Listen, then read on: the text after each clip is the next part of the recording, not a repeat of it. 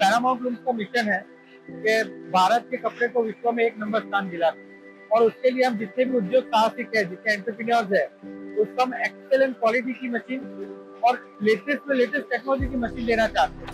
तो ये हमारा मिशन है कि इंडियन वीवर को इंडिया में वो भी टॉप क्वालिटी की, जो IoT एनेबल्ड हो, जो AI एनेबल्ड हो, वैसी मशीनें प्रोवाइड करें। अच्छा, तो अभी ये कंप्लीटली इंडियन मैन्युफैक्चरर है। हमारी बेसिक समझिए 4 प्रोडक्ट तो इंडिया में भी है। हमने शुरू किया था शटल लूम से, उसके बाद हम रैपियर चाइना से लाके बेचते थे, लेकिन हमने रैपियर का रिवर्स इंजीनियरिंग करा, उसको भी यहाँ बनाया। जैकार्ड में भी हमने सेम प्रोसीजर फॉलो करी, और आज जैकार्ड, रैपियर और शटल लूम वो इंडिया कंप्लीटली इंडिया मेड। अब हमारा टारगेट वाटर जेट और एयर जेट को लेकर है, तो उसको भी हम इंडिया मेड करें, क्योंकि हमारा मेन टारगेट ये है कि हम इंडिया मेड प्रोडक्ट हमारे एंटरप्रेन्योर को दे। तो अभी सिर्फ आप डोमेस्टिक मार्केट में करते हैं कि इंटरनेशनल करते हैं? फिलहाल हम इन डोमेस्टिक मार्केट में कर रहे हैं, लेकिन 2024 में हमने टारगेट किया है कि जहाँ जहाँ चाइना मशीन बेचती है वो एरिया को टारगेट करना है। हम बहुत सिंपल फिलोसॉफी पे चल रहे हैं कि हम लोग डरते रहते हैं कि चाइना को बीट नहीं कर पाएंगे, चाइना को बीट नहीं कर पाएंगे। हम उल्टा सोच रहे हैं, तो उसको बीट करने के लिए उसके मैदान में जाना पड़ेगा, तभी तो आप पता चलेगा ना बीट करेंगे। तो हम लोग अभी हम लोग यही करें, जैसे चाइना उज्बेकिस्तान को टारगेट कर रहा है, चाइना कजाकिस्तान को टारगेट कर रहा है, चाइना ब्राजील को टारगेट कर रहा है। तो ऐसी जो कंट्री में चाइना मशीनें बेच रहा है, हम सीधी वहाँ टक्कर लेना चाहते हैं, वहाँ जाके हमारे मशीन को प्रमोट करना चाहते हैं और वहाँ मशीन बेचना चाहते हैं। तो 2024 में हमारा टारगेट ये है कि हम इंटरनेशनल मार्केट को भी कैटर करें। तो आपका मशीन का स्पेशलिटी क्या है? मतलब अलग भी इंडिया में भी अलग लोग बना रहे हैं, तो आपका स्पेशलिटी क्या है? हमारा मशीन का डिटेल स्पेशलिटी देखो कि बहुत सारा होगा, लेकिन मैं आपको मोटा मोटी अगर बता दूं तो 2 चीज हम ज्यादा फोकस कर रहे हैं। एक तो स्पीड, क्योंकि आज के जमाने में स्पीड के बिना कुछ होना नहीं है, तो मशीन की स्पीड, और सेकेंड है टेक्नोलॉजी, IoT AI। तो IoT एनेबल मशीन बना रहे हैं, AI का यूज करके एनालिटिकल डेटा मिल सके हमको मशीन के। तो उस हिसाब से 2 चीजों को हम अभी हमारी USP मान रहे हैं, तो स्पीड और दूसरा टेक्नोलॉजी, इसके अंदर AI और IoT। तो AI और IoT आपने इंटीग्रेट किया है? यस, मशीन एनेबल्ड है उसके लिए। अब उसके अंदर हमारे AI बेस्ड जो भी सॉफ्टवेयर हो गए, जिससे हम जैसे एयर जेट, कि हम पावर को एयर को कंट्रोल कर सके, हम जान सके कहाँ एयर वेस्ट हो रहा है, कौन से यान में कितना एयर जाना चाहिए। तो वो सारी चीज डीप जानने के लिए हमारे पास एनालिटिकल डेटा चाहिए होगा। तो हमने मशीन को इस तरह डिजाइन कर रहे हैं कि उसके अंदर मैक्सिमम सेंसर यूज करके एक एक जगह का हम एयर वेस्ट निकाल सकते हैं। अगर इसका निकल जाता है तो एटलीस्ट 20% हम डाउन कर सकते हैं।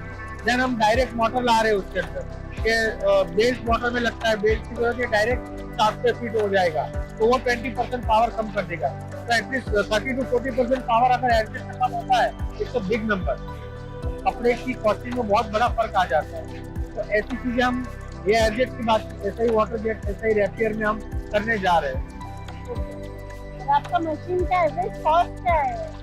कि मशीन शटल लूम से लेके अगर वाटर जेट आप सब कंपेयर करोगे तो अप्रोक्सीमेटली 5 लाख एवरेज कॉस्ट आता है। बिकॉज शटल लूम का कॉस्ट समझ लीजिए कि 1,20,000 है, तो एयर जेट का कॉस्ट 15 लाख रुपए भी है।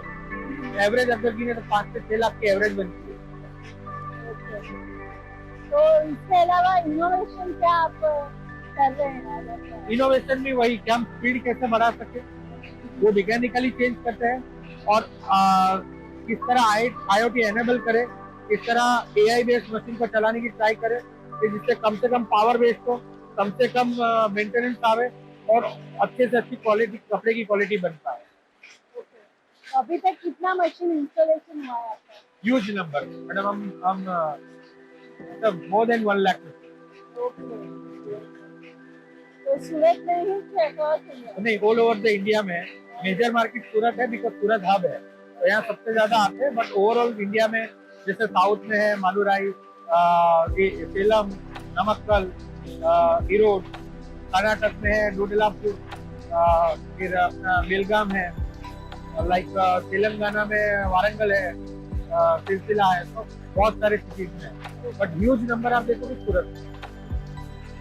तो ये मशीन में हम लोग हाई एंड फैब्रिक बना सकते हैं कि कैसा फैब्रिक मतलब ये होम टेक्सटाइल के लिए कि एपरेल के लिए कौन सा फैब्रिक बनता है? एक्चुअली पैरामाउंट उनके पास हर रेंज का कपड़ा बनाने की मशीन है। अगर आपको साड़ी बनानी है, we have a shuttle loom and economy rapier. अगर आपको होम टेक्सटाइल का कपड़ा बनाना है, we have a air jet and high speed rapier. अगर आपको पॉलिएस्टर बेस्ड गारमेंट का कपड़ा बनाना है, we have a water jet.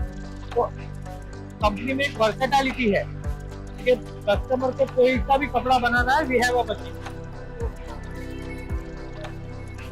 आपका प्रोडक्शन ग्रोथ क्या है, प्लान क्या है प्रोडक्शन बढ़ाना है? हाँ, फिलहाल ही हम अपनी कंपनी को एक्सपांड कर रहे हैं।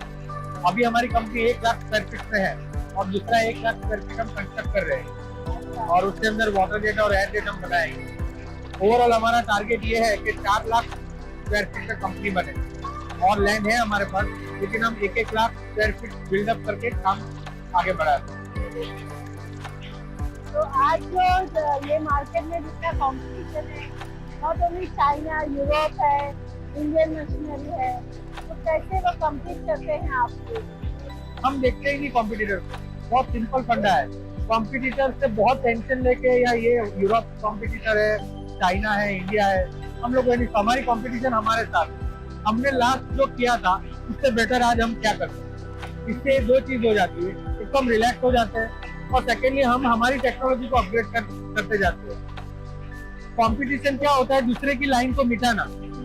हम उसमें नहीं मानते, हम हमारी लाइन को बड़ी कर रहे हैं, दूसरी ऑटोमेटिक छोटी हो जाएगी। तो कंपटीशन को हम हमारे साथ मान रहे हैं।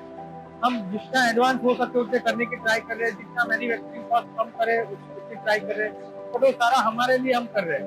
कंपटीटर को हम देख रहे हैं तो हो क्या रहा है मार्केट में, खाली जानकारी के लिए। बाकी कंपटीशन का कोई फियर हम में नहीं है। आपको कितना साल हुआ ये कंपनी को? वैसे तो 1972 से मेरे डैडी की कंपनी डैडी ने शुरू किया था, लेकिन वो ऑर्गेनाइज सेक्टर नहीं था।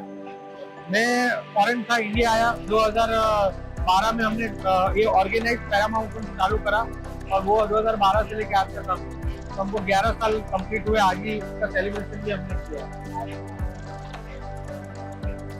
तो जो नए एंटरप्रेन्योर्स आ रहे हैं, स्टार्टअप्स आ रहे हैं, उनको आप क्या एडवाइस देंगे कि कैसे करना चाहिए इंडस्ट्री में काम? नए एंटरप्रेन्योर को मेरा एक ही एडवाइस है, क्वालिटी पे फोकस करें। प्रॉब्लम इंडिया में यही है, हमारी चीजें ना सस्ती है ना क्वालिटी है। ये सबसे बड़ा डिसएडवांटेज है। या तो प्रोडक्ट एकदम सस्ती होनी चाहिए, या तो प्रोडक्ट एकदम क्वालिटी होनी चाहिए। फॉर एग्जाम्पल, या तो 100 रुपए में शर्ट मिलना चाहिए जो क्वालिटी से कोई लेन देन नहीं है, सस्ता है। या तो शर्ट 5000 का हो तो चलेगा, लेकिन क्वालिटी ऐसी होनी चाहिए कि बंदा अगर पहनता है तो उसको दूसरा शर्ट चलेगा नहीं। हमारा इन दो के बीच में है, क्वालिटी थोड़ी ऊपर है, हाई एंड नहीं है, और प्राइस एकदम लो नहीं है, तो हम बीच में है। तो बीच में कोई भी चीज सक्सेस नहीं है। तो मेरा नए जितने एंटरप्रेन्योर है उनको यही कहना है कि हम क्वांटिटी में ना जाके क्वालिटी पे फोकस करें, टेक्नोलॉजी का यूज करें।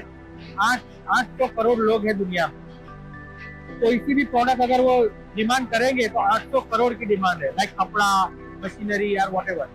तो डिमांड की कमी नहीं है।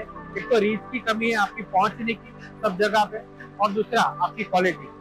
ये दो अगर कोई भी नए एंटरप्रेन्योर ने फोकस कर लिया, आई थिंक उसको और कोई चीज की जरूरत नहीं है।